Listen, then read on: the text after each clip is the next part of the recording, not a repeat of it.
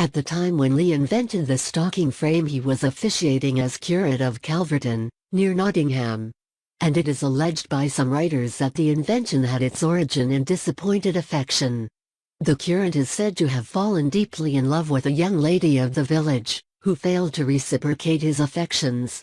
And when he visited her, she was accustomed to pay much more attention to the process of knitting stockings and instructing her pupils in the art, than to the addresses of her admirer. This slight is said to have created in his mind such an aversion to knitting by hand, that he formed the determination to invent a machine that should supersede it and render it a gainless employment.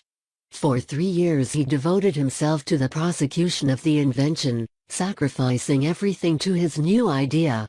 At the prospect of success opened before him, he abandoned his curacy, and devoted himself to the art of stocking making by machinery.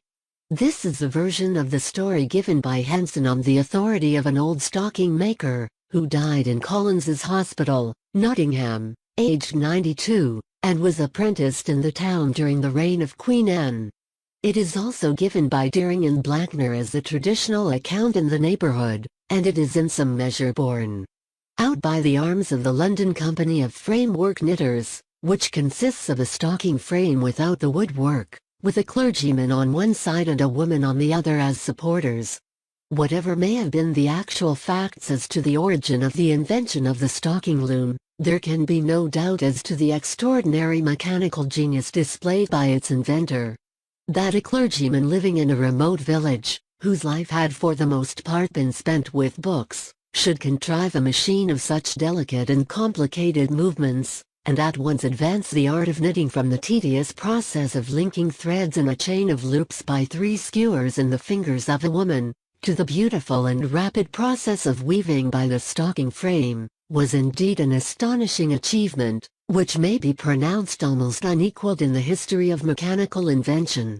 Lee's merit was all the greater, as the handicraft arts were then in their infancy, and little attention had as yet been given to the contrivance of machinery for the purposes of manufacture. He was under the necessity of extemporizing the parts of his machine as he best could, and adopting various expedients to overcome difficulties as they arose. His tools were imperfect, and his materials imperfect, and he had no skilled workmen to assist him. According to tradition, the first frame he made was a 12-gauge, without lead sinkers, and it was almost wholly of wood, the needles being also stuck in bits of wood. One of Lee's principal difficulties consisted in the formation of the stitch, for want of needle eyes. But this he eventually overcame by forming eyes to the needles with a 3-square file. At length, one difficulty after another was successfully overcome, and after 3 years' labor the machine was sufficiently complete to be fit for use. The quondam curate, full of enthusiasm for his art, now began stocking weaving in the village of Calverton, and he continued to work there for several years, instructing his brother James and several of his relations in the practice of the art. Having brought his frame to a considerable degree of perfection, and being desirous of securing the patronage of Queen Elizabeth, whose partiality for knitted silk stockings was well known, Lee proceeded to London to exhibit the loom before Her Majesty. He first showed it to several members of the court, among others to Sir William, afterwards Lord Hunsdon, whom Lee taught to work it with success. And Lee was, through their instrumentality, at length admitted to an interview with the Queen, and worked the machine in her presence. Elizabeth, however, did not give him the encouragement that he had expected, and she is said to have opposed the invention on the ground that it was calculated to deprive a large number of poor people of their employment of hand knitting. Lee was no more successful in finding other patrons, and considering himself and his invention treated with contempt, he embraced the offer made to him by Sully, the sagacious minister of Henry IV, to proceed to Rouen and instruct the operatives of that town, then one of the most important manufacturing centers of France, in the construction and use of the stocking frame. Lee accordingly transferred himself and his machines to France, in 1605, taking with him his brother and 7 workmen. He met with a cordial reception at Rouen, and was proceeding with the manufacture of stockings on a large scale, having 9 of his frames in full work, when unhappily ill fortune again overtook him. Henry IV, his protector, on whom he had relied for the rewards, honors, and promised grant of privileges, which had induced Lee to settle in France, was murdered by the fanatic Ravaillac, and the encouragement and protection which had heretofore been extended to him were at once withdrawn. To press his claims at court, Lee proceeded to Paris. But being a Protestant as well as a foreigner, his representations were treated with neglect. And worn out with vexation and grief, this distinguished inventor shortly after died at Paris, in a state of extreme poverty and distress. Lee's brother, with 7 of the workmen, succeeded in escaping from France with their frames, leaving 2 behind. On James Lee's return to Nottinghamshire, he was joined by one Ashton, a miller of Thoroton, who had been instructed in the art of framework knitting by the inventor himself before he left England.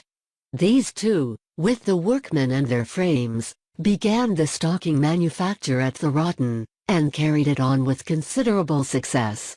The place was favorably situated for the purpose, as the sheep pastured in the neighboring district of Sherwood yielded a kind of wool of the longest staple. Ashton is said to have introduced the method of making the frames with lead sinkers, which was a great improvement. The number of looms employed in different parts of England gradually increased, and the machine manufacture of stockings eventually became an important branch of the national industry. One of the most important modifications in the stocking frame was that which enabled it to be applied to the manufacture of lace on a large scale.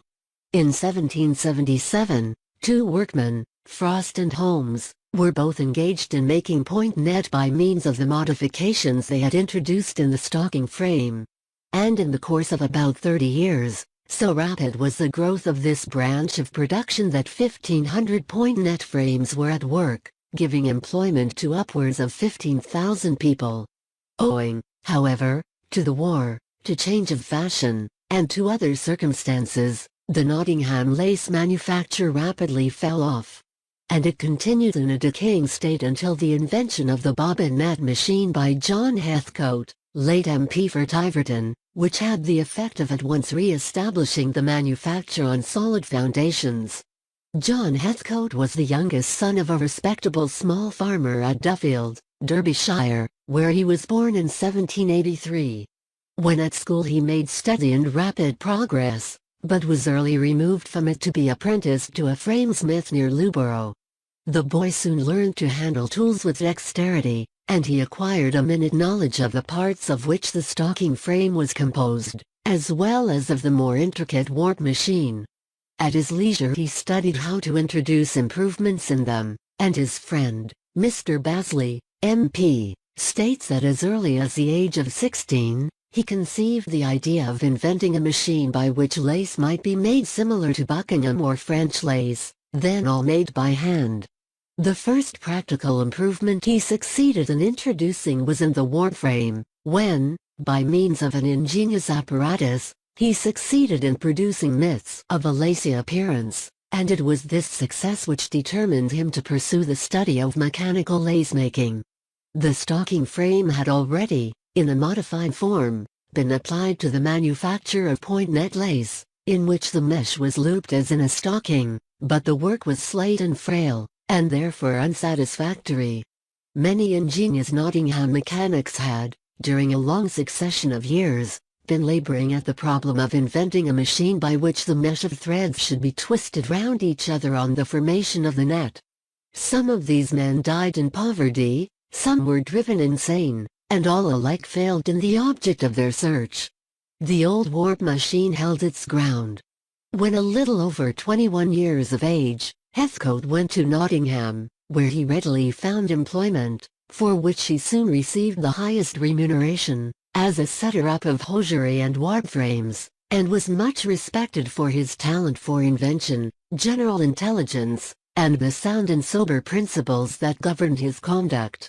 He also continued to pursue the subject on which his mind had before been occupied, and labored to compass the contrivance of a twist traverse net machine.